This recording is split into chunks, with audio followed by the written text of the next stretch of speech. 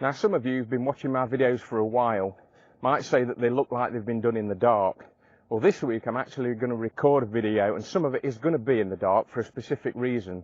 Hopefully all that will make more sense as we get into the video. So yeah, let's get on with it.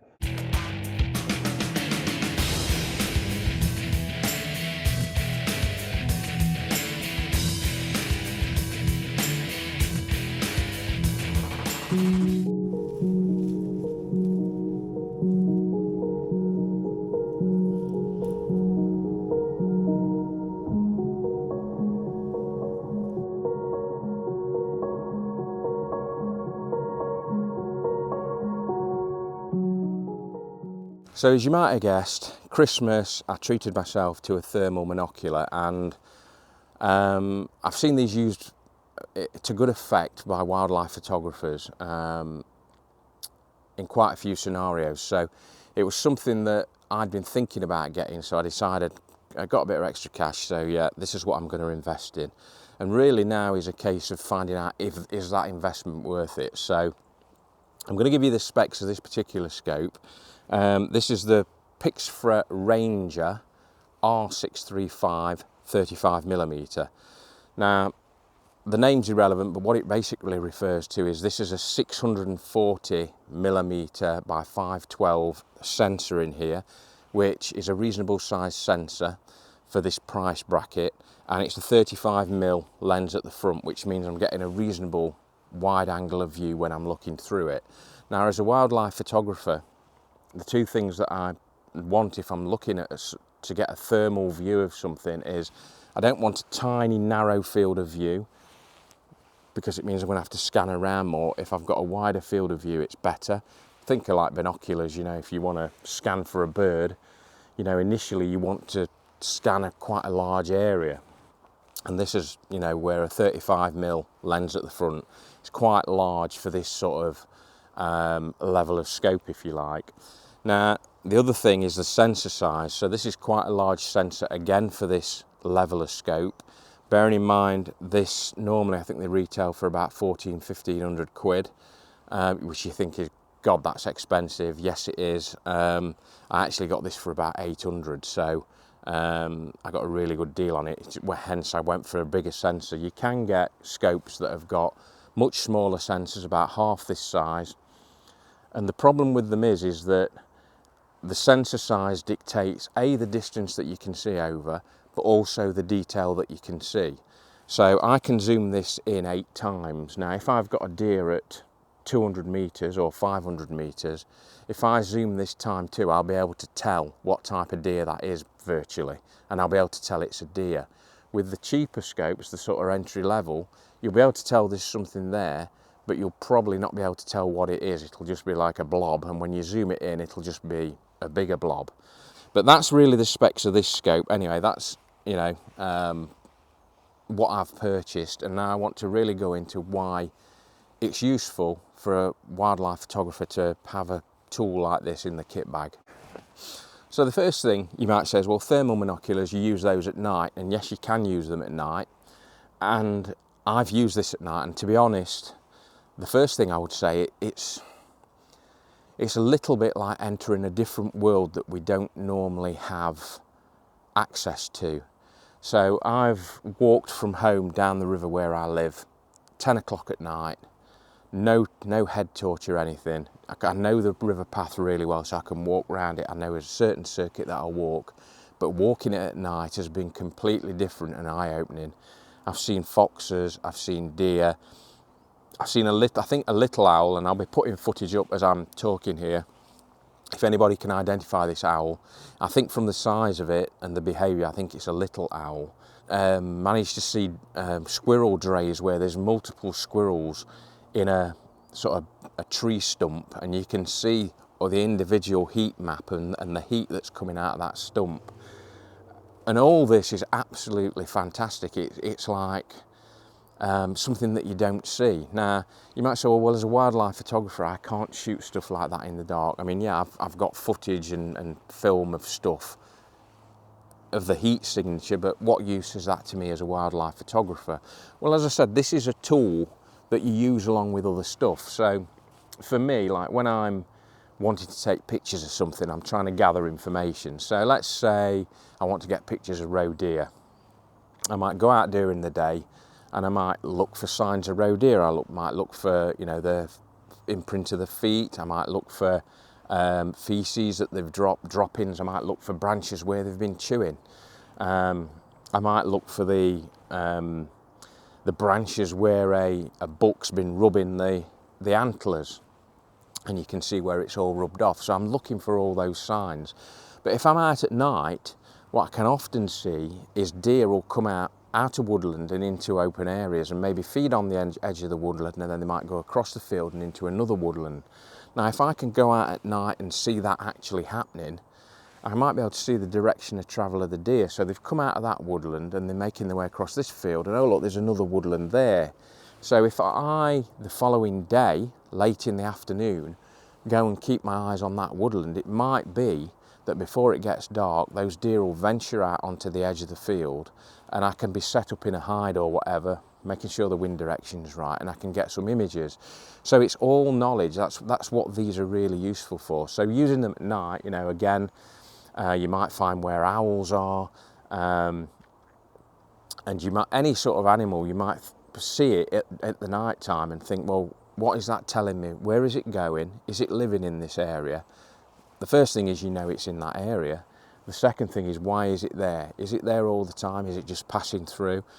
Can I get a photo opportunity during the day? So it just adds to that information, which is why, you know, one of these, you get one of these and it doesn't make you a stunning, fantastic photographer. It just adds to everything else, all those fieldcraft skills that you've built up over years. This is just something really, really useful to use to add to that, really. It's not a be-all and end-all. Now then, using these in the daytime, yes, these are absolutely an excellent tool for use in the daytime. And I've been using it in this woodland here today, and I want to talk about that in a minute because it does prove a little bit of a point. But using these in the day, why are they useful? Well, as a wildlife photographer, you may see a field in the spring and you think this is fantastic for brown hares. The crop's about this high, looks fantastic, but you can't see anything. Because the hares, what they do is they lay down in little hollows, and while they're laid down, you can't see them. So that field could be completely empty, or it could have 6 hares in it. You don't know. With one of these, the heat signature can't be hidden. So you will see the heat signature of the hare, which then means, you know, it's worth my time to set up on the edge of that field. These hares are going to move at some point. Maybe we'll get some activity where they're going to be chasing a female and boxing. So you know that, yeah, you can set up there, you're not wasting your time, that field isn't completely empty.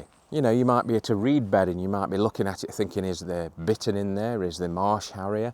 With one of these, you know, with a little bit of patience, you'll see what you can't see with the naked eye or even with binoculars, because the heat signature doesn't lie.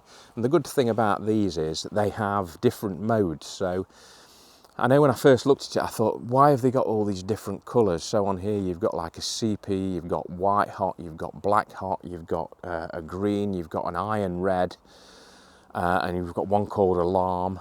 Now, these modes, when you first get it, you think, well, you know, why would I need all these?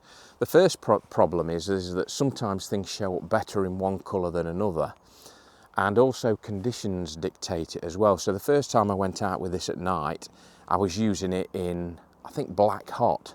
Now, when you use it in black hot, the subject becomes black and everything else is white.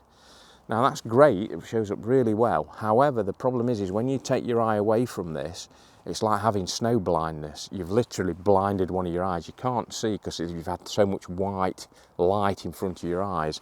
So that's when I started using the green or the iron red, just so that it's toned down that little bit and you're not getting that shock to the eyes when you take it away from your eye. So in the daytime, it's not so much of a problem because you've got light around you. You're not going into complete darkness when you take your eye away from this. So that's one tip I would give you, is experiment with the different modes and use them accordingly to the conditions that you're in. And as I say, sometimes some subjects will show up better in one colour than they do another. So just cycle through them and see which one's working best for you. So my final thoughts on thermal monoculars like this one. Well, there are for me, they're a tool in a toolbox of other stuff that I use, and in certain situations they can be really, really useful. In others, they're not as useful, but they need to be used in conjunction with your other fieldcraft skills. And this morning, I wanted to prove this point this morning, because I came to this woodland this morning because I thought it'd be a great place to test this out. And the reason for that is, over the years I've come to this woodland and looking for foxes or something else, and I've almost inadvertently always stepped on a woodcock and the thing's flown off. And I've come here after that looking to try and find them, you know, through binoculars, just looking at the ground and everything, and never been able to see them before they've flown off, because the camouflage is so good. And I thought, well, with one of these, doesn't matter what the camouflage is. And within 20 metres of using this in this woodland, I clocked one straight away.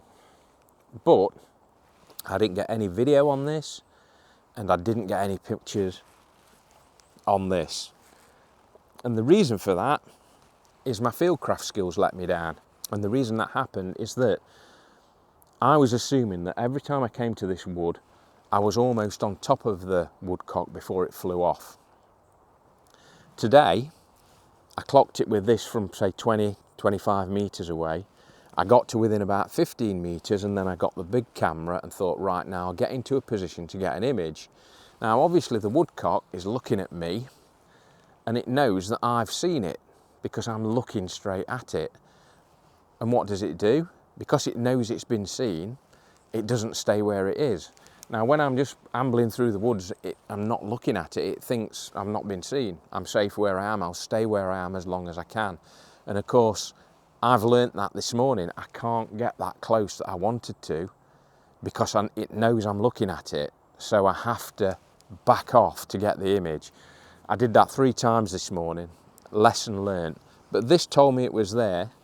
I just need to improve the other sides of the fieldcraft that I need to improve to get those images. So I hope that proves the point that, yeah, these are useful. If you have got, you know, your big lens, your good camera, you're happy with all your setup, and you've got some extra cash, these are quite useful to have, but in a way they're a bit of a luxury. So yeah, I would say there's other stuff to work on before one of these becomes something that, yeah, you really definitely need. For me, the most fun I've had with this is at night, and basically exploring that world that I feel like I'm just sneaking in, and, you know, I shouldn't really be there. To see animals at night, behaviour at night when they are so much more comfortable, that's been really, really eye-opening with this. So anyway, I hope you've enjoyed this video. I hope it's given you a little bit of food for thought about thermal monoculars and what they do, and I hope you've enjoyed, you know, the footage and stills from this that I've put up. I'll see you next time for another one. Bye.